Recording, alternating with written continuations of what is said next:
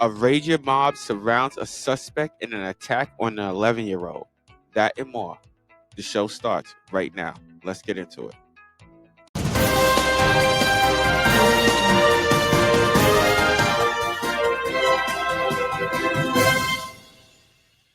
Welcome, listeners. I am your host, Chris. On this episode, we go to New York City, where in Harlem, cops prevent a raging mob of Harlem locals from attacking a man accused of slashing an 11-year-old girl.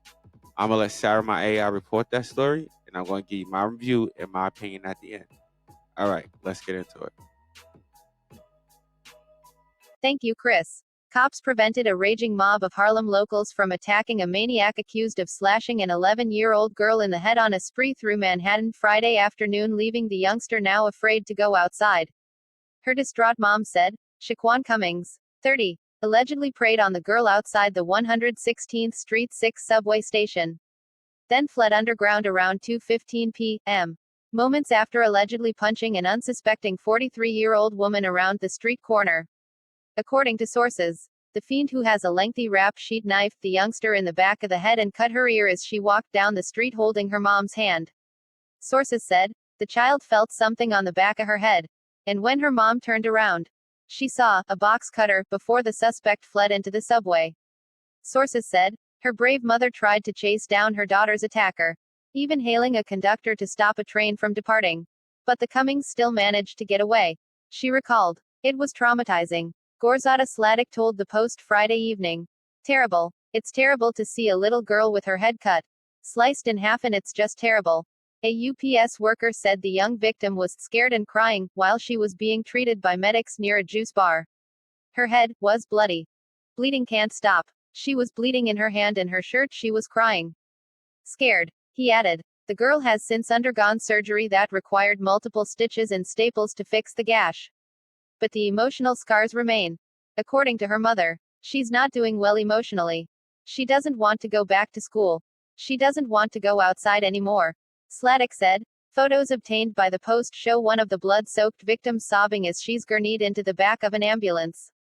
Cops ultimately tracked Cummings down just a block away, back to the spot where he allegedly punched his first victim of the afternoon. Wild video posted on social media shows the moment Cummings is surrounded by cops as the outraged mob tries to mete out street justice. In the clip, one man appears to poke him with a cane as the alleged assailant cowers behind cops. Back up, police shout at the crowd. Don't let him go, says another man as police hold back the bloodthirsty mob. Back to you, Chris. Thank you, Sarah, for that report. Man, that's a crazy one. Yo, change my flow, man. Change my flow real quick. Yeah, that's a little bit better. All right, try my bar real quick so I can get my view and my opinion on this real quick. Let's do it.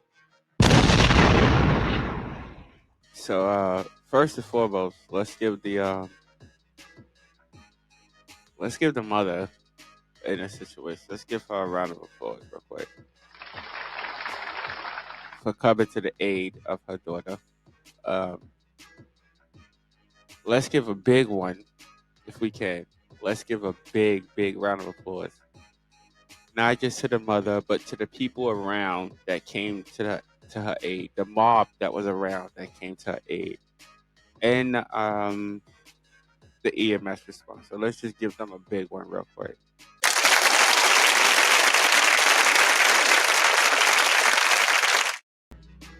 Yeah, let's give this guy, if we can, real quick. Well, I want to say this. I want to give the guy in the system the same time the dummy butter.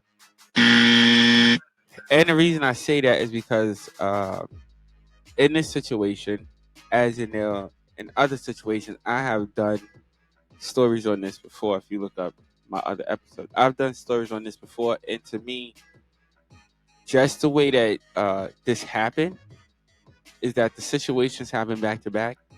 This is like, I don't want to go political, but yeah, I know how I'm gonna do. Bruh.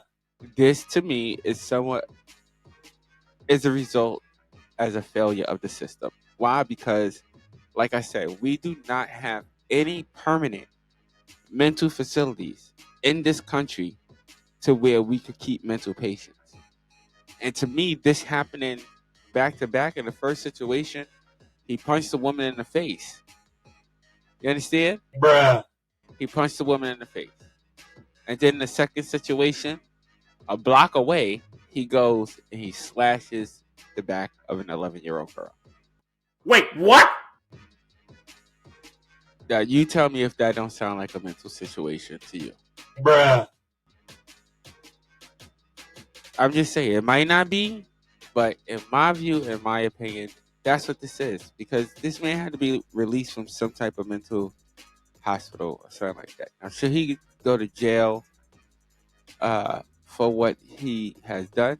Uh, yeah, uh, uh, I believe so. I believe so. But at the same time, while he's in that facility, which our prison facility does not really provide, is mental health. Bruh. This is what they don't provide.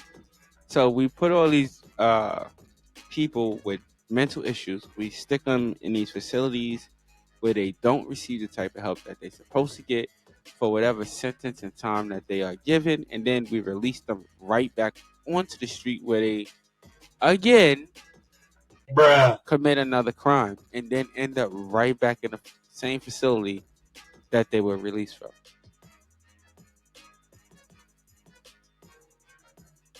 Bruh. Y'all tell me what's going on there. I don't know. Y'all tell me what's going on there. But this seems like to be that type of situation to where this has happened. It's had it. If you listen to some of my previous stories, this has happened to older women. This has happened to elderly women. It's happened to middle-aged women. We had one woman, I think she was in somewhere in her late 60s or something like that. That happened to her. We had another woman to where she was in like her mid-30s. That happened to her. And now an 11-year-old, a child. Bruh. I mean, I don't know. I don't know. It could have been me. I would have killed that mother. I'm just keeping it real. I would have chased him down to why I would have yeah, that. I would have did it. I would have been on the news. This would have been a different story. Bruh. But at least I would have tried to. You know what I mean? So Bruh. I don't know. Y'all tell me what y'all think.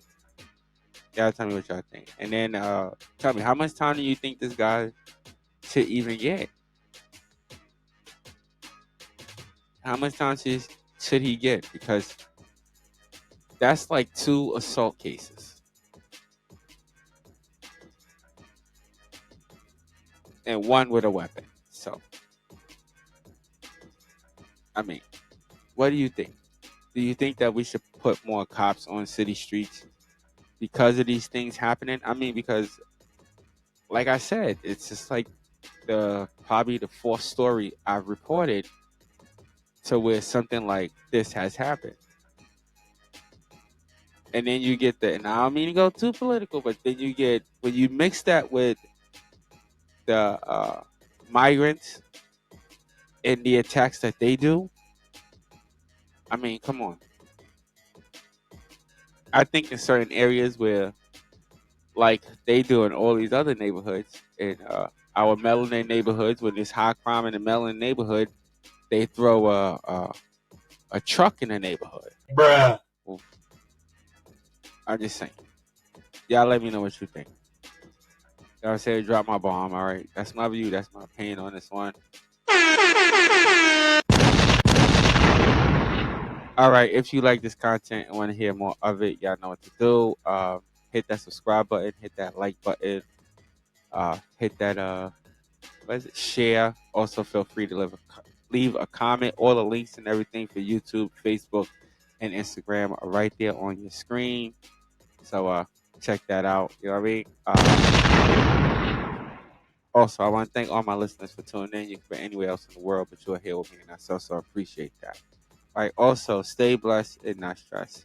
Until next episode, guys. I'll see y'all later. Peace out.